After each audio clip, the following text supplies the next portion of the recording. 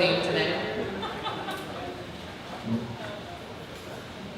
All right, so 1 Million Cups is actually a nonprofit national program created by the Kauffman Foundation designed to educate, engage, and connect entrepreneurs over 1 million cups of coffee. We're actually at like 120 communities nationwide right now, so if you're ever traveling, be sure and look it up. You might be able to find a 1 Million Cups community meeting on Wednesday. We all meet on Wednesday mornings while you're traveling, so that's pretty cool. Raise your hand if it's your first time at 1 Million Cups today. Yay, welcome.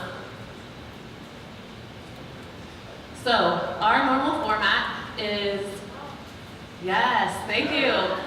Show us how you did that later.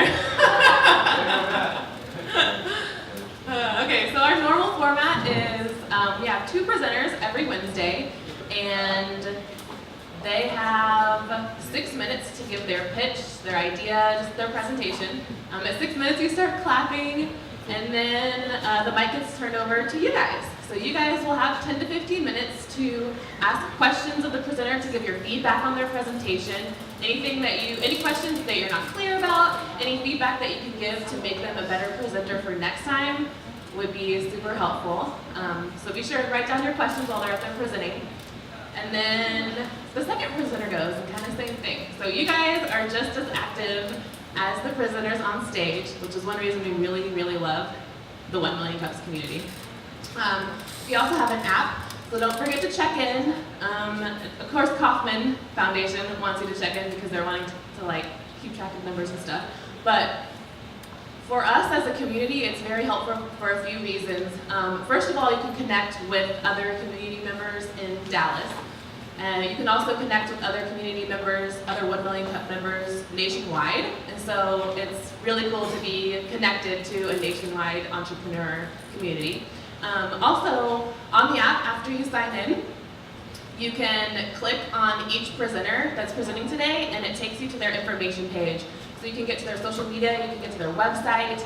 You can actually also give feedback if you're not able to ask your question or you don't want to ask your question. You can give them feedback straight through the app as well, which is really cool.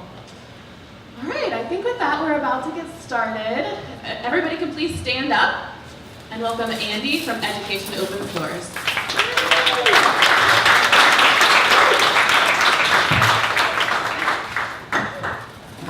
Good morning. My name is Andy Lovely. I'm the Director of Operations at the nonprofit Education Open Source. So, it's early. We're going through our first cup of coffee. And I'd love to kick us off as a former teacher with a pop quiz. Get excited. So, first question. True or false? If you are eligible, you can qualify for a fee waiver for the SAT. However, fee waivers are not available for the ACT. How many of y'all think true? Show of hands. Okay, we got a few. How about false? And I understand this is challenging. We're going back to high school years. I understand that. See how we did. The answer is false. Not bad. Yeah, there we go. We got one out there. Let's try one more. Again. There are fee waivers available for both. We can get into more of that later. You're a U.S. citizen, but your parents are not, and you're filling out the FAFSA. So what do you do when you're asked for their social security number? So how many of you think you make one up for your parents? A? All right. B, use all zeros for your parents. Okay, so I'll allow that. Skip that question, C. And D, you're not allowed to apply for financial aid. Something like that as well. So yeah, the answer is B, so good work on you and a few others. 2 for 2 back there, not bad. So thank you for participating. So this is a class of students, and this is Grace right there with the tiara on. They're participating in a lesson on career explorations. One day, a lot of these students may have to answer those very same questions about where to go for college. And at the end of this career exploration lesson, Grace came up to me and she shared that her career goal was to be the first black female president of the United States, an inspiring aspiration without a doubt. Unfortunately, there's an incredibly uphill battle for a lot of these students as they navigate that complex journey from middle school to high school and beyond. Studies speak to that. Dallas County alone, 84% of students here are graduating high school. 14% of those students are deemed college ready. And why does that gap exist? Well, really, research tells us there's three main pillars to college attainment. Academic preparedness, that's the classes you're taking. Academic tenacity, that grit and persistence you hear about. And the third is college knowledge. So simply put, academics alone are not enough for those students to be prepared for their college aspirations. And so many educators, myself included, know they are vastly underprepared and under-equipped with the knowledge and resources in their classrooms on a day-to-day to bring these skills to light with their students. So, seeing that gap and looking for a solution, our founder and executive director developed one. Seeing in the classroom how impactful it was and wanting to take it to more students, she decided that this could not stay within one classroom, this needs to grow. So in 2012, Education Opens Doors was founded, really to scale this innovative solution to an unmet need. And today that's what we offer, the Roadmap to Success program. What it does, it's truly the sole and comprehensive solution for increasing college knowledge and aspiration in middle schools across North Texas. And what we do is we tap into a unique niche in the college and career readiness space. We focus on middle school grades where we're training teachers to implement this curriculum in the classroom with a hope and the goal to increase college knowledge and a college-going school culture grade level wide. We are a data-driven organization, and we have research as well as data from post and pre-program assessments to back what we're doing, showing dramatic gains in these content areas. In addition, we're seeing aspirational shifts in the mindsets of students. Everything from their pathway, their agency, their motivation for college is transforming as a result of our program. And with the generous support of the Dallas community, we've been able to attract resources to reach thousands of students in dozens of campuses across North Texas. And in just under 5 years, a staff of under 10, we've served 25,000 students. Last year alone, we were working with 9,000 students in 50 different partnerships, schools, nonprofits that are purchasing our program. And yet, we know there are 107,000 students in the Dallas County middle school space, and we're serving, as a program, 6%. Our current version of our program is not enough to reach all of those students. So, staying true to our roots as an entrepreneurial organization, we have developed an innovative solution to meet that need. Our goal now is to digitize our existing program, enhancing the experience of our current users and increasing access to thousands more across the county. We're hearing from our students in our program asking, can I share this with my sister? How do my parents learn more? Can I take your manual home with me? Well, now they can. As a virtual roadmap student, I can access this platform on any device, truly taking ownership of my education. Now, we're able to say yes to principals in Garland, Irving, and Fort Worth that have been asking for our programs, really allowing us to scale by leveraging technology through impactful, sustainable, and scalable means. Per student costs drop dramatically as a result of the implementation of our program. Well, now we have a new distribution and implementation model, increasing affordable access to more parents and students and district leaders. And we'll attract new income streams from corporate sponsors, university partners, individual customers, really accelerating this trend of sustainable revenue generation. We are not waiting for another class of students to fall behind. By going virtual, and by 2020, we will be serving 80,000 students with our program. You remember Grace and her aspiration to be a president one day. After she told me that, I followed up and asked, that's fantastic, how are you going to do this? She held up my manual, our program manual, and said, well, I think your book is a good start. And that vision is really what we bring to you today. Taking a life-changing program that gave hope to 9,000 students this past school year, and developing a new model of distribution and implementation that will give hope to countless more across the county, across the state, and beyond. Thank you for your time.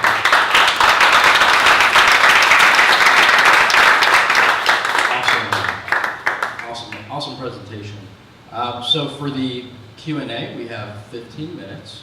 And I'm going to kick off with the first question, but while I do that, it would be great for each of you here to start thinking about what questions you want to ask. That can range, anything from how they started the company, what they're doing, what their goals are, really anything that you're curious about with regard to the presentation. So our first question that we always ask to the presenters is, what can the local startup community do for you? Sure. We open doors for students academically, professionally, around their career goals. And our hope today, really why we're here, is to find some doors being opened for us. To share our message, share our story, legitimize the need for college knowledge as a standard staple of school curriculum throughout districts, charter, public, and private. So we're looking for partners, and those partners can take on a lot of forms. One, the philanthropic community, as I mentioned, has been very generous to us. We've raised $2 million to date, but at the same time, we love to be able to continue to drive our earned income model. So conversations here, we would love to be able to talk with those who could support us financially, in-kind resources, and beyond. I think secondly, again, it's sharing our vision, sharing our message. So we have really invested very little in marketing to this point. So finding folks who could leverage their networks, so tap into resources, whether that's marketing channels, promotional events, that would be huge. And I think thirdly, and most importantly, is that academic realm. So these are district leaders. These are principals, these are teachers, these are superintendents who invest in our program and we'd love to find more that want to put this material in the hands of their students. Awesome. And we have our first question. So yeah, as you guys have questions, just raise your hand and I'll come around with the mic. My question is, DISD, as you know, has been losing students to charter schools, which is common with failing school districts, which you want to help. So do you work with charters as well because of the growth there, or do they not need the assistance as much? Sure. We are not discriminatory in that regard.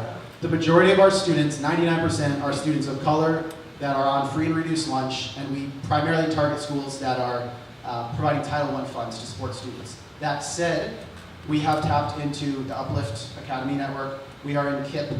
We are working with charter schools just as much as we are working with DISD. So we do not pick and choose. We know this is a deserving program for deserving students. So yeah, we've gone beyond that. We're also in all the Catholic diocese schools here in Dallas. Again, we just know that there's a need and we're willing to serve it however we can. Good morning. Thanks for being here. You did a good job telling the story. Thank you. So you talked a good bit about the addressable market here, but since y'all been in business for 5 years-ish, I'd like to hear more. I think you need to make it super obvious. Metrics on your performance to date, impact you're having in ways that are super easy for us to get in our brains and walk out of here with. So can you talk about that for a second? Sure. And the focus is on middle schoolers, correct? That's correct. Okay, so I'd love to hear about middle schoolers who are still 4 years from college. So it's what you're doing with them and things you can measure, and then how does that carry on through high school, which is the immediate step before college? That makes sense? Because I don't get the linkage there. Yeah, I'll focus. Yeah, so I think I'll focus on the latter part of the question first. We target middle schools because we know this is an area that is vastly underserved as far as college and career readiness. Studies show students are making up their mind around what they're going to do with their life as early as 6th grade. We know there's a need. However, we want to be that stepping stone to those high school programs that are sitting down with students and having them fill out their financial aid forms, that are filling out applications for college. Our goal is to work collaboratively within the community to really be able to, yes, focus on the Dallas middle school market, but also work with other organizations that are doing impactful, powerful work. Back to your first question, it was, could you repeat it? How about key performance? Performance indicators. Thank you. Yeah. To that's really a huge benefit of us going virtual. Right now, to date, we have a 9-month program that we implement in September. The students come in school curriculum, they follow through till May. It's standard, it's wonderful, but at the end of May, they're leaving. We have performance metrics in place that say there's 51% growth in college knowledge. Fantastic. There's 45% change in college aspiration, expectations for themselves. We have that data, but it's not enough. And we want to be able to tell people like you who are asking these questions, here's what those students did 2, 3, 4 years down the road. Here's where they're going. Here's the decisions they're making as a result of our program. What we can do now, going virtual, is be able to provide access to students and parents to log into accounts to be able to continue to engage with us beyond that first year of the program. We don't have that today, and so that's really what's driving, a huge reason we're driving towards allowing for a virtual space. Great presentation. Could you elaborate a little bit more on what you mean by college knowledge? Is it mostly aspirational, or is it specific things? What is the curriculum in a nutshell? That's a great question. I'll just give you a little teaser here. So it's rhymes, so that hurts us. When we talk about college knowledge, it's becoming a little more familiar within this space, but to us, it's a combination of hard and soft skills. So it's how you are able to navigate the pathway from high school to college. So that's understanding how to apply to college, how to apply to jobs, how to apply to internships, how to write a resume, life skills, how to sit down for an interview, create a virtual identity for yourself. Those types of things that are just not simply being taught, and a lot of us assume that they are at home or in other programs, or a counselor provides that. It's just simply not happening. So we have a 20-lesson one-year program for intro students, a 20-lesson second-year program for advanced students. And what it does is introduce these students to these concepts that college is a reality, financial aid should not be a hurdle, the pathway should not be a hurdle, the fact that you're a first-generation college should not be a hurdle, and here are the tools and skills and aspiration that we provide that allows you to continue to pursue that journey. So I'd love to be able to talk after. I've got a manual here, you can flip through it. It's a lot, it's all-encompassing, but it's built for a 6 through 12 grade 6 through 12 student. So they can open this book at any time, check in where they are, and see what they should be doing at 8th grade, at 10th grade, at 11th grade. And we've got time for about 3 more questions. So if you've still got a burning question, feel free to put your hand up and I'll come around. Great presentation. Are you a not-for-profit or are you a for-profit? And if you're a not-for-profit, can you just give us a breakdown of where the money is spent? Absolutely. So we are a nonprofit, 501c3. Our funds are, again, we are split in terms of how we generate revenue. About 50% is earned, 50% is donated. 90% of our funds go back into program. So that's either program staff, development of the curriculum, and implementation of the curriculum. We operate very leanly. Again, we are started as an entrepreneurial organization, so we rent office space here in Dallas, but we work to make sure, if not all, but the majority of our funds are invested back into our program. Talk about going virtual with your materials. Of the market that you're trying to target, how many of these students have access to internet to be able to use your materials? That's a fantastic question. We wanted to know that. So our goal prior to doing this was conducting surveys, questionnaires, and focus groups with this target market. So these are parents of these students who may not have Wi-Fi at home, who may not have readily accessible data plan to be able to pull this up. So one key part of our development is having offline elements. So it's an app that students will be able to download, access the resources if they're not connected to the internet at this given time. Once they do have that source, they'll be able to pull this back into their account and re-upload.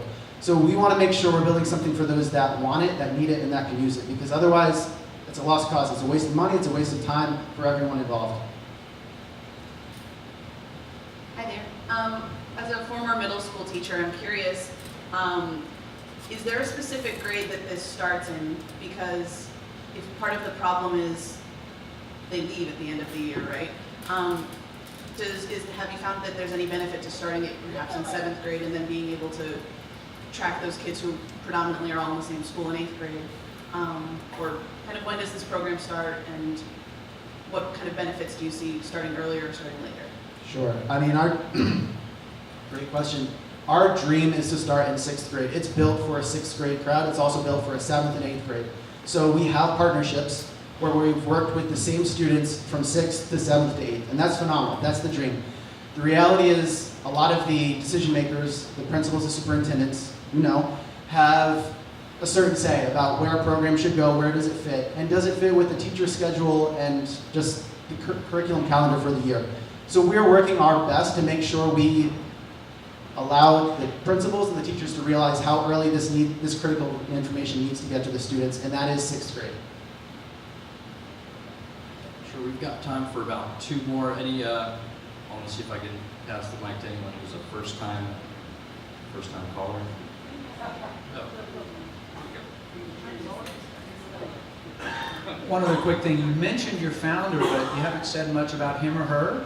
Sure. And is there an inspirational story there? Because investors love to hear that this thing's being led by somebody with a killer story, that that person's going to persevere through incredible difficulties of growing and scaling and making sustainable such a nonprofit. So is there an inspiring story there? I cannot do it justice, but I would love to try. Jada Batchelder is our founding executive director. She was a middle school teacher who really saw firsthand that academics was not enough for her students. And she found this out by meeting with a lot of her graduated middle school students at a high school football game. And they came up to her and shared where they were today. And a lot of them just weren't on that trajectory that she thought they would be. The reason for her name is before the students left class every day, she made sure that they had to hit, kind of like the Notre Dame football team. There was a sign above the door, and they had to yell, "Education opens doors," as they walked out that literal and figurative door. And it stuck. And the reality is these students need that. And Jada, I mean, again, I wish you could speak to this, has had this passion, had this vision, been able to hire, we're at 9 staff today, who also reflect that understanding of the critical need for these students. We're all former educators. We know the space. We build the program for teachers who you don't have much time to prepare for a lesson beforehand. So it's a turnkey program. You can literally sit down, hop on the PowerPoint, and the lesson is ready to go like that. So again, I wish I could be more passionate, but doing my best here. Thank you. That's amazing. Do we have time for one final question? All right, take it away. I don't have a question, but I just really want to thank you because these programs are extremely necessary in Dallas. I actually graduated from Dallas County in 2011, and I worked for Dallas Community Colleges for 6 years. So I would recommend that if y'all aren't partnered with them currently, to work with them, because they were the ones that got me to college and stuff. And today I'm almost done with my master's, so I do go back to Dallas County. I'm 12 students, all 2 students there. So thank you. Thank you. She was not a plant, I swear to God. But I do want to just follow up on that. And we use the word college and college knowledge a lot. Our belief is that college does not look the same for everyone. It is not just a 4-year degree. It could be a 2-year community college. It could be trade school. It could be military.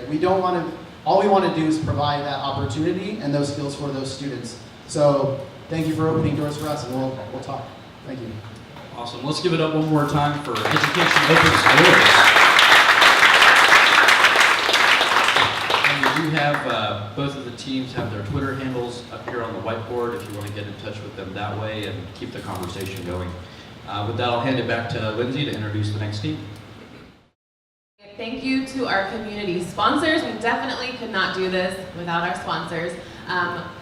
For this month, Dev Mountain Dallas is providing the coffee, so thank you to Dev Mountain for keeping us caffeinated this morning. They have an info session coming up next Wednesday, August 23rd, 6 or 7, I think. It's on their Facebook. But if you ever wondered what web development is or what boot camps are, you can check out that info session.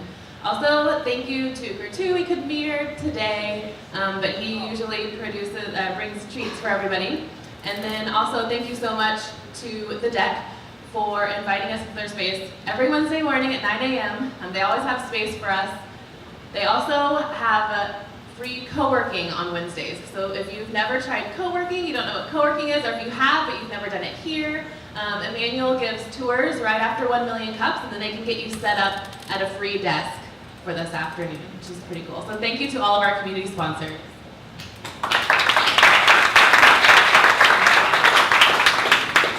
Alrighty, so next up on the 1 Million Cups Dallas stage is Devin from Bison Studio. So please stand up and give Devin a warm welcome.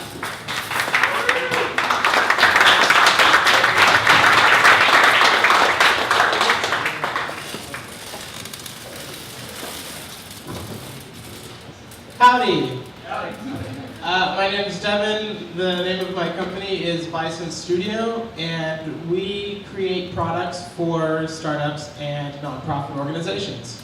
Those products happen to live on the web because that is our special sauce, and that's the platform that we love the most. And moving forward with technology, it's going in a pretty great direction. So our team is very small. It's just myself. I started the company. I went to school, Texas A&M, graduated May 2015 with a degree in computer engineering. While I was there, I had the opportunity to go to quite a few coding competitions. They're called hackathons, and it's basically like weekend-long competitions. And throughout my college career, as you can see, I've been to 30 of them. That's basically 2 months of my life that I've spent staying up all night making apps and little fun games and stuff like that. Afterwards, I worked at IBM Design in their studio in Austin. I did that for 1.5 years before quitting my job to move up with my girlfriend here in Dallas, which is the same time I started my company. So I believe that everyone can change the world, and this is my company's vision. Our mission statement is that we can help them. And I say we because although it is just me right now, 2 years, 3 years from now, I do expect and hope to grow the company beyond just myself.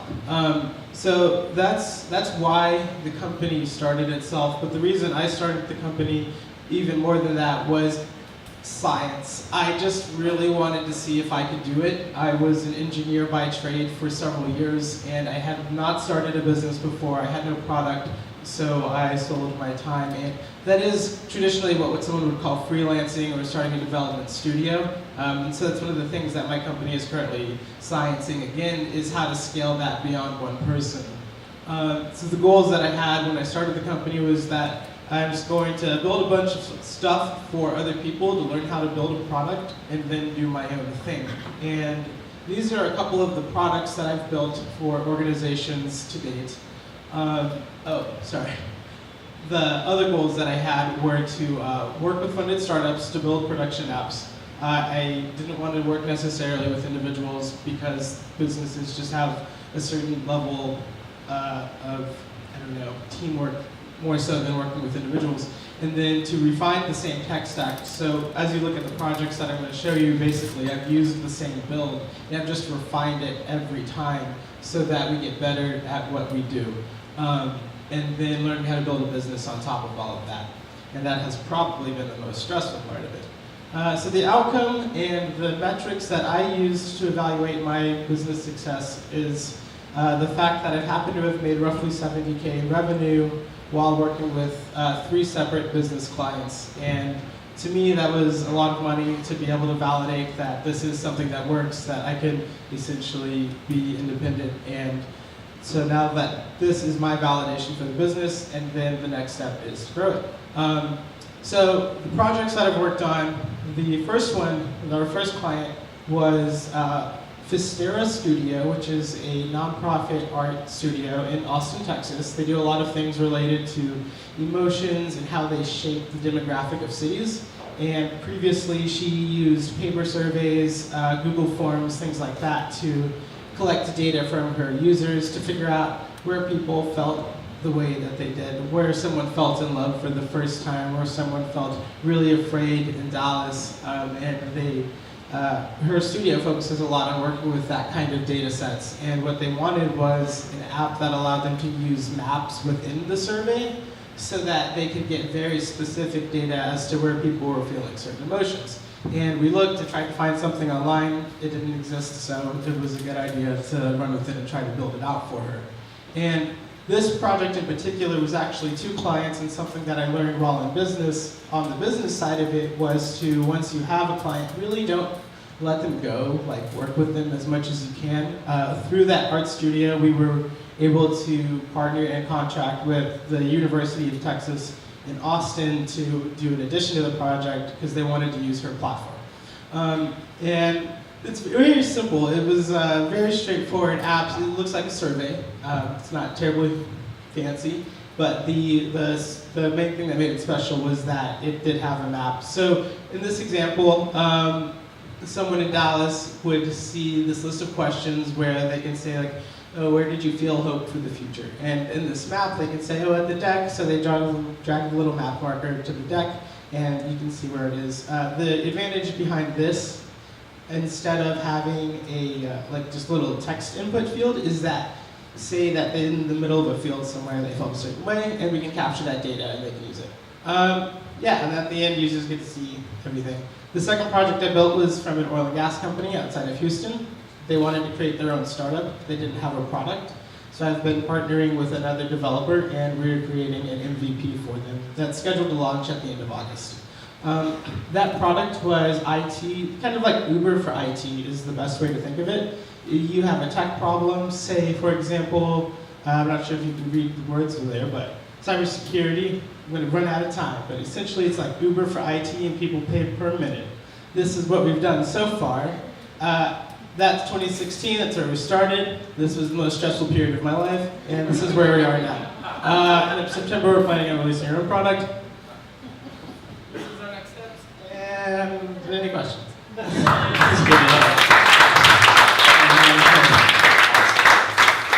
Awesome job. And thank you also to Devin. I want to say, usually he's in my spot right now asking the questions too, so it's great to have you on stage this time. So, as you know, the first question you're going to get already is, what can the local startup community do for you? How can we help out Bison Studio? Yeah, definitely. So I think one of the things I might have over-repeated a few times was that I'm planning on creating my own software. And so if anyone has any experience releasing software products, I would love to have a chat with you. That's what my space has been, and that's what I'm always trying to learn more about. So if you happen to work with a software company or work on your own software, I would love to get in touch. Also, if you're interested in starting your own business and have any questions about taxes or websites or anything related to building things on the web, feel free to ask me. You can check out my company's website. All of my contact information is on there, and I'd love to get in touch. Lastly, one thing that would really help me out would be, so I'm pitching a South by Southwest panel with me and the other developer who was working on that Evan project, and we are going to do a panel on how to start a freelance business. And with South by Southwest, they have a voting process before they do like a formal selection. So if y'all wanted to vote for us, it'd be really cool. And it's a really long URL, but this is a bit.ly link for it. So if you just went to bit.ly/South by Southwest, please spell PLS, as in please vote for us, I'd really appreciate it. Yeah, and that's not really anything that my company gets revenue for, but I think it would be something that helps out the freelance community. Awesome. And yeah. Question? Good presentation. What do you normally charge for your services, and what languages maybe you can delve into Yeah, the background? So the tech stack that I do use is React.js.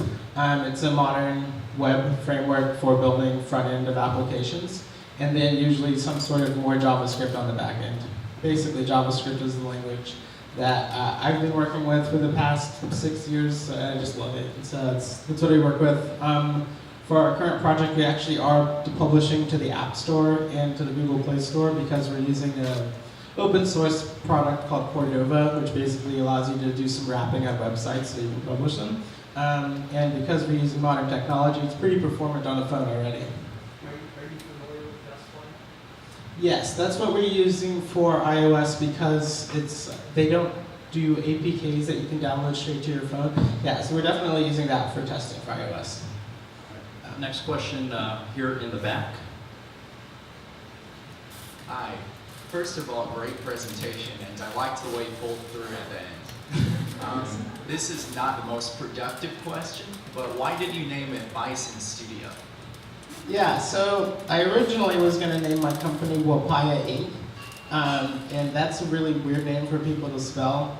And then when I was thinking about it, I really didn't want to be a freelancer because I feel like the phrase freelancer kind of has like either a temporary connotation or it sounds like, oh, I'm looking for work, so I'm just like freelancing to fill my time. But this is what I've been spending 60, 70 hours a week on for the past 9 months, and it's become like a little thing that I'm about. Plus, I kind of like the ambiguity of it, because that if we wanted to release a different kind of product later, I think that name is a little more applicable. Yeah, that's why. I have the same question, so thanks for asking that one. Anybody else? Here we go. Hey, Devin, good job. And I hope you're wildly successful, even though you're an Aggie, because I'm a Longhorn. But no, that'll serve you well here.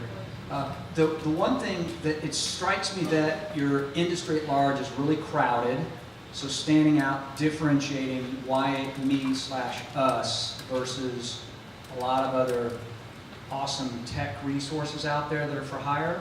You might speak to that because that didn't jump out at me. So that would be Yes. important.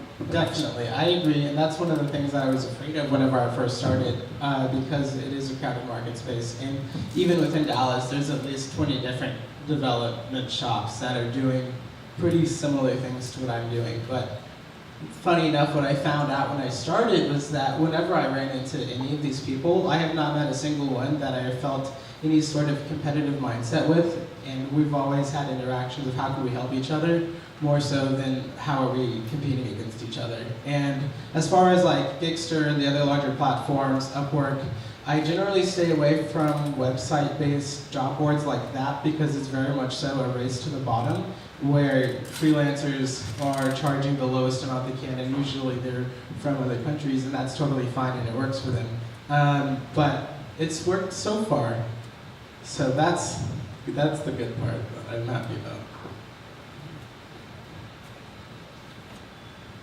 A great presentation. You're a very impressive guy. You talk about products. Tell me about, the extent to which any of them are proprietary or your plans for intellectual property. How does all that feature and figure in your business? Yeah, so with the nonprofit organization, the one where we created the MAP survey, the success that it's had so far in the few months that it's been released is that they've had 7,000 users take the survey. I think that's pretty good. They don't really plan on making money with that. They use that data to make different things, and they're doing studies with psychiatrists with it. But the oil and gas one, I think, is really interesting to Evan IT because it hasn't been released yet. We're scheduled to release at the end of August. The company that we're working with, so they're an oil and gas company that wanted a startup. So this startup was birthed from another company's decision as a way to make revenue. So they strategically invested different amounts of money in that team that's on that project. And then we're coming in to support that team. And although they're just paying us as freelancers, so really if the product doesn't work or not, I've still been paid and I'm not doing an equity deal with them. But what I like about it is that because everything they've done has been strategically planned by a team of people, I know that they're not just picking me on a whim. Yeah. But I'm excited to see how much money it actually does make when it goes to market. I'd like to expound a little bit on what he asked earlier, swimming behind me, about you and why you versus other companies, things like that do development. There's great companies to work for where you can still change the world and do all of those things. So is it because you don't like people telling you what to do? Are you passionate about entrepreneurs? Are you things like that? You know what I mean? Yeah, there are. Where does that heart come from? So the reason not a job is because I think we all as entrepreneurs have our own reasons for not wanting a job. For me personally, I just wanted to see if I could do it. And when I moved to Dallas, I gave myself 2 months and $5,000 of savings from IBM to figure out if this will work or not.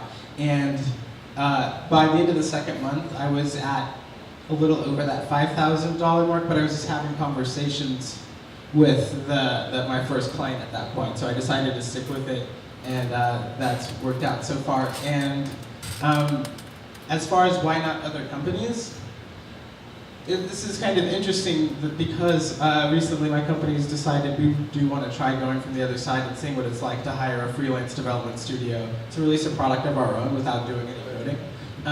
And what I found is when you decide you want to look for someone, it's really freaking hard to find good people to do that thing. And if you can find that person, it's all about making that connection. So I just find that building a network of people that trust me and I trust them and that we can work together is more important than finding a random person who's looking for the easiest, best, cheapest way to build a product. Yeah. Awesome, we've got time for 2 more. Hello, I enjoyed your presentation. My question to you is, on average, how long does it take you to complete a project, or is it project specific? Yes, it's basically always project specific. So I've, like I said, worked with 3 clients so far in various degrees of scale. Basically with the first client, we took about 2 months to build her platform. She didn't want a backend for it. There's an insane amount of things that go into a product and what can and can't be into it. The most robust that I've built has been the third one, that IT app product. And you can see here, I haven't even decided to start working on our own thing until September. So this has taken a full 5 months, basically. But that was a much larger product with a larger team. So it really depends. I think, personally, I do love working on larger client projects with a larger team because they're just a lot more serious about it, and when you know that they're going into it with calculated decisions, calculated results are going to come out, ideally. So I prefer larger teams. With smaller projects, the turnaround time, it always varies, but it's a matter of setting an expectation at the beginning of a project. I'll never go into a project without knowing what I'm going to do, and one thing I've learned from a business sense is that I'm not going to do any work unless I've already been paid for it, and I think that helps a lot with trust on both sides of it. How do you find your clients? I mean, you are located here in Dallas, you've got clients all over the state. Is this your own personal network, or how are you finding these clients that meet your criteria? Yes, all of the above. When I first started, I definitely spammed everyone that I knew on all of my friends lists to try to find clients. And since then, I still nurture those things. I don't stop spamming everyone, I still do that. And I've also, since then, I do a lot of things in the community.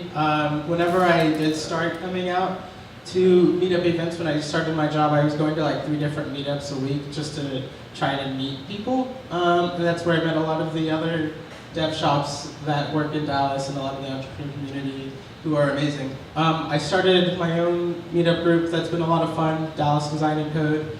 We meet every month on Thursday. I started a podcast about freelancing.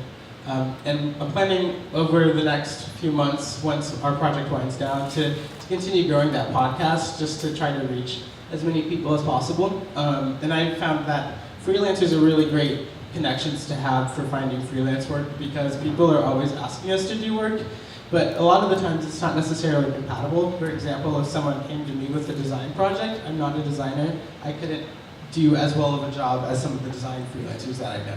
So we're always happy to pass along jobs because I know that one day you might know someone who's looking for a software project.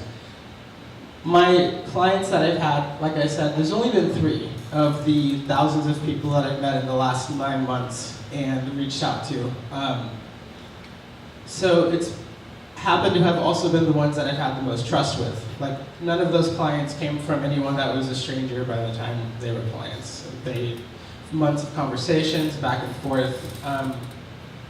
So a lot of things, and I think 90% of all funnels are like gonna be spam, and that goes for life and like everything that I've tried. But my main goal with this company is to do more good things than make mistakes, because I've made a lot of mistakes, and that's definitely why I'm wanting to do this workshop and stuff, because I feel like there's a lot of things that shouldn't necessarily have to have been a mistake that could have been made. So I really want to distribute that knowledge as well. But so I do a lot of stuff, and hopefully some of it sticks.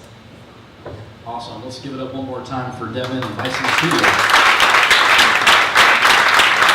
I know there were a few more hands up, so please feel free to stick around after, ask your questions. And again, also check out both of the companies on Twitter as well to stay in touch. And back to you. Alrighty. Well, don't forget to follow us on Twitter, Instagram, Facebook. We have a YouTube channel that we're trying to get back up and running.